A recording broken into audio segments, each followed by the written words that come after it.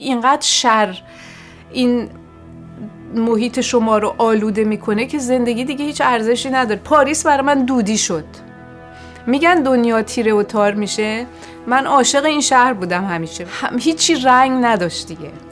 مثلا اهل موزه و نمیدونم چیز و اینا بودم دیگه نمیرفتم اینجا. دیگه یه جوری میخواین خودتون رو تنبیه کنین به خاطر این اتفاقی که افتاده.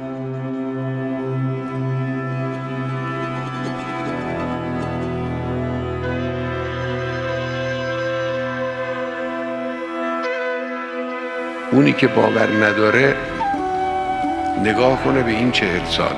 Since 1979, the Islamic Republic of Iran has murdered hundreds of activists and regime critics abroad.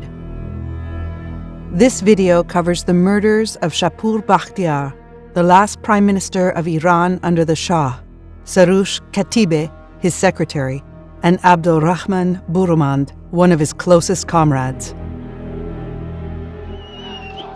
In the last months of the Pahlavi era, the Shah was looking for a caretaker, somebody to manage a peaceful transfer of power in Iran after his exit from the country. Shapour Bakhtiar, who was then a member of the National Front, said he'd oversee a non-military state on 7 conditions. They included dissolving the Shah's intelligence agency, SAVAK, releasing political prisoners, and restoring a free press. I hope that we can settle all dispute and misunderstanding between the king and the nation. We hope. The Shah accepted them all and made him prime minister on December 30th, 1978. Bakhtiar said he wouldn't compromise on his principles, not for the Shah, nor for Ruhollah Khomeini. If the Shia critics came to power, he said, they'd form a government that was more authoritarian and more fascistic than any military junta. He wanted an audience with Ruhollah Khomeini to try to prevent this. Abdorrahman Boroumand, a political ally of Shapour Bakhtiar, was sent to France to prepare the ground for a meeting with Khomeini. The meeting never took place. Khomeini decided one of the preconditions was that Bakhtiar resign as prime minister. خب اون موقع پدرم همون موقع بود که این بحث اینی که جبهه ملی باید چه کار بکنه تو خود جبهه مطرح شده بود و اون موقع شورای جبهه به پدرم مأموریت داد که بیاد پاریس و با آقای خمینی ملاقات بکنه و ببینه ایشون چی میخواد. پدرم اومد و قرار گذاشت به عنوان نماینده جبهه ملی. اولین کاری که خمینی کرد گفت من شما رو به عنوان خودتون میپذیرم. جبهه مبهه من سرم نمیشه. هم اینطوری هم کرده بود و وقتی یعنی پدرم بارها اینو تکرار کرده بود و بعد گفته بود که در مورد آینده ایران گفته بود که به آقایون بفرمایید که موقعی که لازم باشه من اعلام خواهم کرد برنامه رو. و خب پدرم برگشت ایران و به آقای فروهر و دکتر بختیار و بقیه اعضای جبهه ملی گفت که این آقا شما رو نه قبول داره نه خیالی داره که با شما چیزی رو تقسیم کنه و خلاصه هشدار داد بهشون. و تو همون شلوغی بود که بعد آقای سنجابی که داشت میرفت کانادا پاریس ایستاد و آقای خمینی رو دید و بدون اجازه شورا علنا بیعت کرد با خمینی و رهبری مطلق رو گذاشت در اختیار خمینی که این آشوب به پا کرد دیگه. بختیار اصلا دکتر بختیار دیوانه شده بود اون موقع. The National Front was formed in 1949 by the socialist Democrat politician Mohammad Mossadegh and his supporters. Amongst other things, it campaigned for nationalization of the Iranian oil industry. Shapour Bakhtiar and Karim Sanjabi were very close to the national politician Mohammad Mossadegh. When Mossadegh became prime minister in 1951 to 1953, they were made Deputy Minister of Labor and Minister of Culture. But Mossadegh was overthrown in a coup in August 1953. Many of the National Front's key members were arrested and jailed. The front was mostly inactive until 1977. In spring 1977, Shapour Bakhtiar, Karim Sanjabi, and colleagues wrote a joint open letter to the Shah. They said he was the main reason for crisis in Iran and asked him to step away from authoritarian rule and adopt the principles of constitutional monarchy. A year before the 1979 revolution, Karim Sanjabi had resurrected the National Front to push for democracy and the rule of law. But a little before the revolution, its leaders fell out.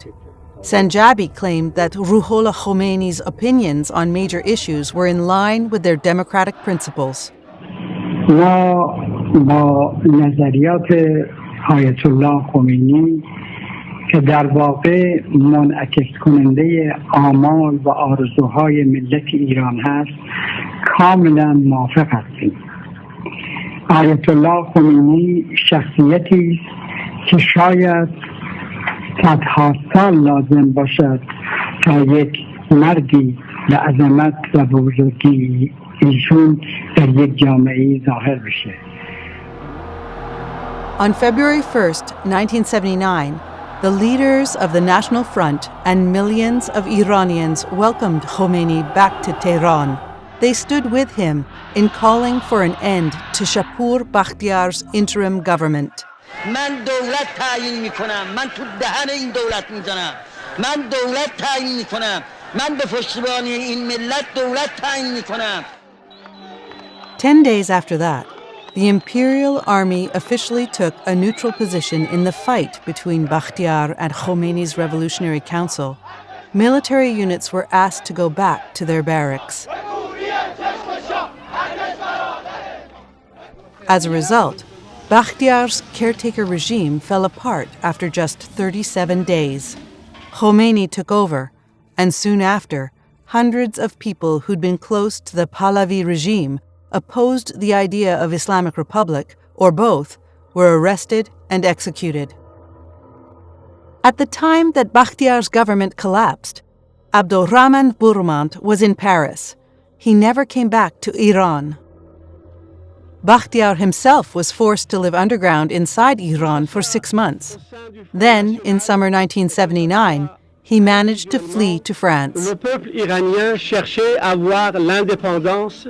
28 months after the revolution, the National Front organized a protest against the new law on Islamic retribution, or Qisas. Khomeini accused the National Front of organizing a demonstration against the text of the Quran, declared them apostates, and banned their activities.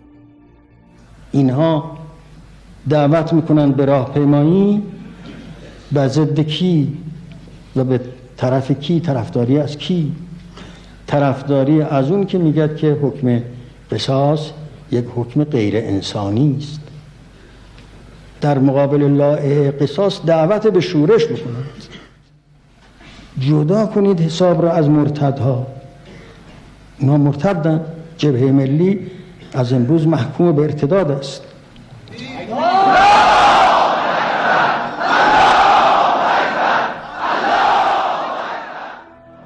After the fatwa, many members of the National Front were arrested. Some of the leadership, including Karim Sanjabi, were forced to emigrate. Bakhtiar and a group of activists in exile, including Boroumand, formed the National Movement of Iranian Resistance, which sought to establish democracy and a popular government in Iran. دکتر بختیار آروم نمی گرفت. واقعا یک مرد مبارزی بود و خب پدرم بهش خیلی اعتقاد داشت و بعد از این قضیه و اینی که چهره خمینی روشن شد خب اعتقادش چند برابر شده بود به دکتر بختیار. به همین دلیل از همون اول اینا با همون پروژه آزادیخواهی و دموکراسی شروع کردن فکر کردن که چه کار کنن و اون موقع بود که نهضت مقاومت ملی رو تشکیل دادن که اسمش همون اسمی بود که بعد از کودتای مصدق دکتر بختیار و زنجانی و اینا شکل داده بودن، سازماندهی کرده بود.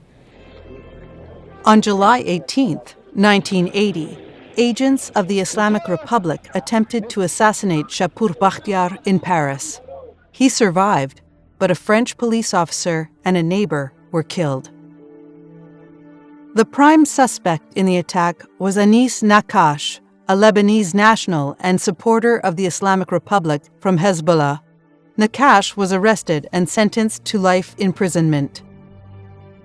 10 years later, he was exchanged for some French citizens who had been taken hostage by Hezbollah in Lebanon.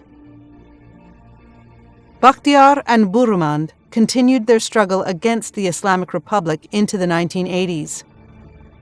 But all their efforts, including a coup attempt in 1980, failed.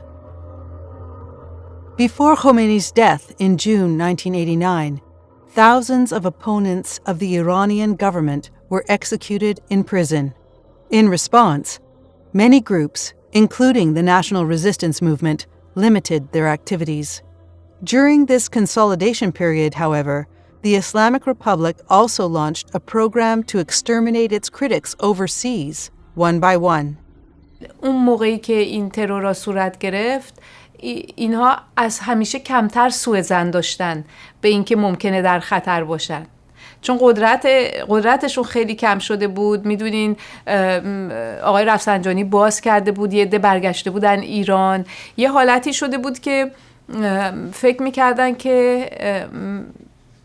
میکردن که اینا دیگه خطر اونطوری نیستن برای جمهوری اسلامی که بکشنشون. غافل از این که جمهوری اسلامی اون چیزی که اینا نمایندگی میکردن و براش خطرناک بود که دموکراسی بود و این ربطی به امکانات مالی یا نظامی یا سیاسیشون اونقدر نداشت. On April 18th, 1991, Abdorrahman Boroumand was stabbed to death in the lobby of his apartment building in Paris.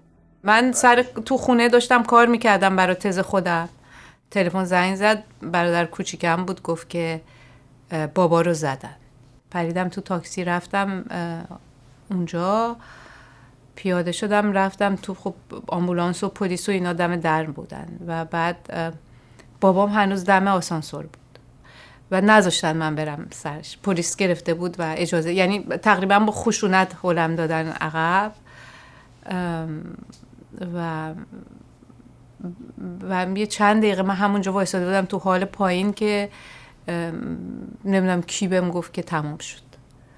من همونجا نشستم، همونجا که وایساده بودم. من اصلا یه جوری اینقدر احساس گناه میکردم و خجالت میکشیدم. من یادم میرفتم ورزش و بعد دیگه خجالت میکشیدم برم ورزش، یا تو خیابون اگه کسی منو میدید سرم مینداختم پایین. اینقدر خجالت میکشیدم که من زنده.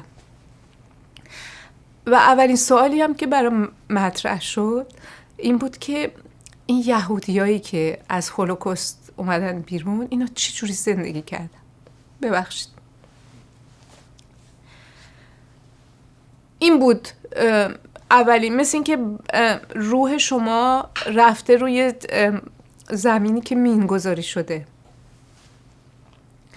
وقتی میشینین، یعنی واقعا یه تجربه فیزیکیه، تجربه فکری یا چیزشو ما قبلا کرده بودیم دیگه. این همه اینا آدم کشتن، این همه ما لیستاشون رو در بردیم، این همه گریه کردیم، این همه دستمون به هیچ جایی بند نبود.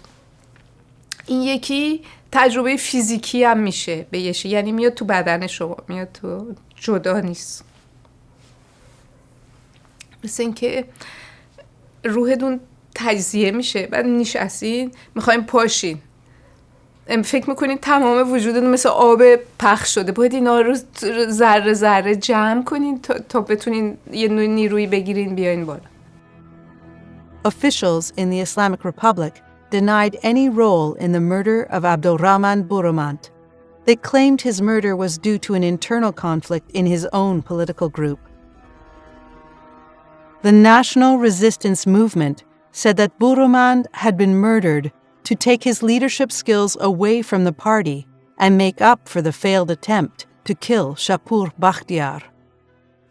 دکتر بختیار فوری گفت که خب خیلی ناراحت شد، برای اینکه رو پدرم حساب میکرد. دکتر بختیار فوری گفت که جمهوری اسلامیه و هیچ شکی نداره، برای اینکه میدونین که مکانیسم تحقیقات پلیس اینه که همه فرضا رو بگیره و دونه دونه رد کنه و اینی که با چاقو بود برای پلیس تازگی داشت و اولین کاری که میکنن میگردن ببینن مظنونی تو نزدیکانش هست و ما که اون موقع خیلی تحت داغون شدیم تازه به عنوان مظنونم ازمون سوال میشه.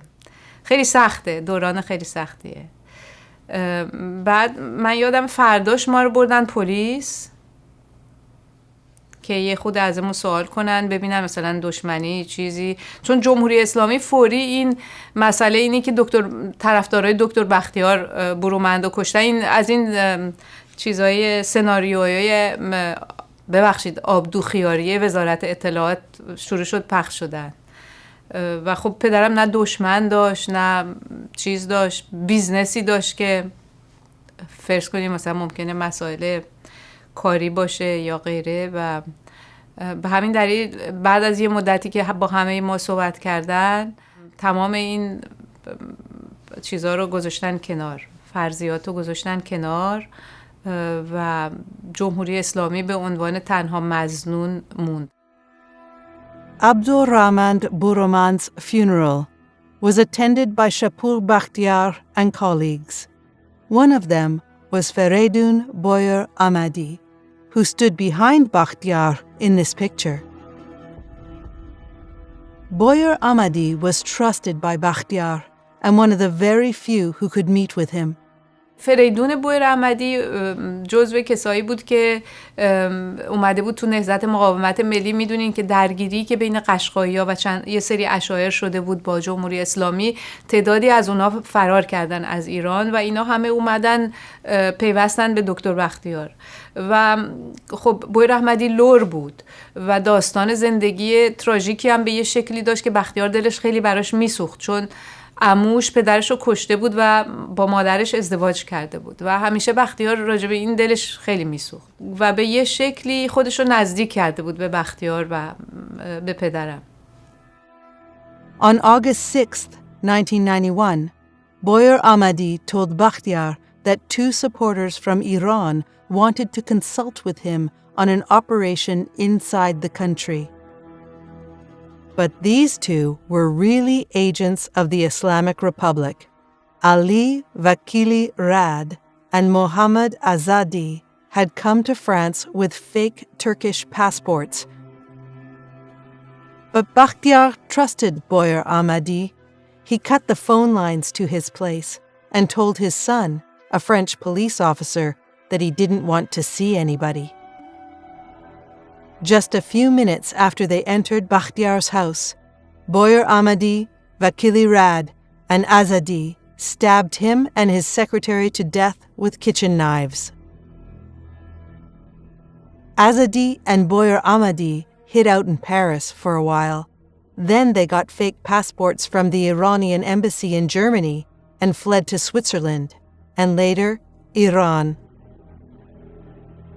In Iran, Boyer Ahmadi lived and worked for many years in various government positions under the assumed name Farhad Madiar.